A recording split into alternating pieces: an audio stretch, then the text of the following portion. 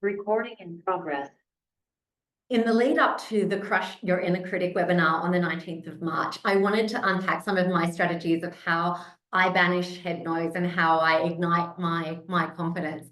And for me, you can't be an opportunity taker unless you're a risk taker.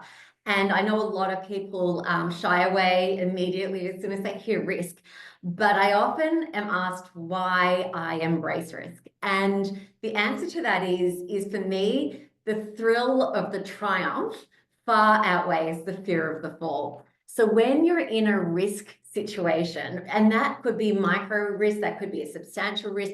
Usually when I say risk, it means change. You know that moment where you can actually just seize what's in front of you, or you just walk away. Walking away, nothing happens, nothing changes, no one's hurt.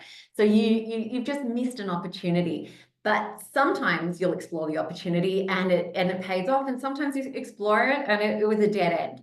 But for me, unless you're falling, you're not growing. So you need to be actively looking for those moments of discomfort, looking at risk as a way that you can grow, and also looking at it as a way that it's a barometer of your comfort zone. If you're not falling, my inclination would be that you're probably comfortable in your zone and comfortable in your lane, and there is nothing wrong with that.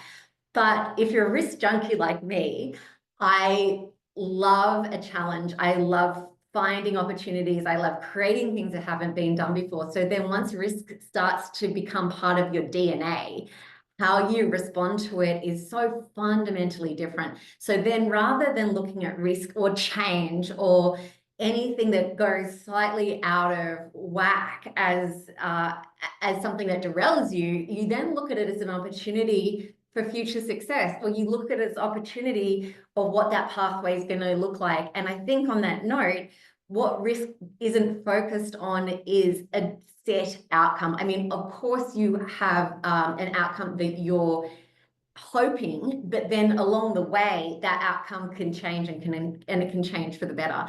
So I very much encourage you to be risky in a calculated capacity, obviously with your skill sets and obviously within your real health. I'm not suggesting being reckless. That's a very different discussion.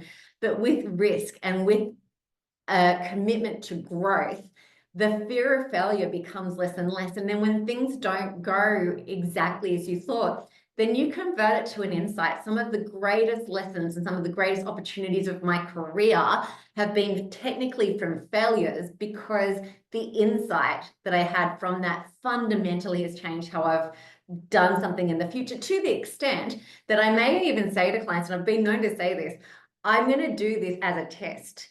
And it's not about whether it's a success or a failure. I want to observe these metrics. I want to see how this looks. So then we're holding this little test without fear of the outcome to then give you the insight. So one of my greatest tips in terms of banishing your head noise is be an opportunity taker, and just micro opportunities all the time. And then the more of a risk taker, the more of an opportunity taker you are, the less that voice is going to even exist. And actually the voice is going to switch shoulders, and that voice is, why aren't you taking that? Why aren't you? What could you do more? What could you do differently? So I look forward to unpacking more on the 19th. See you then.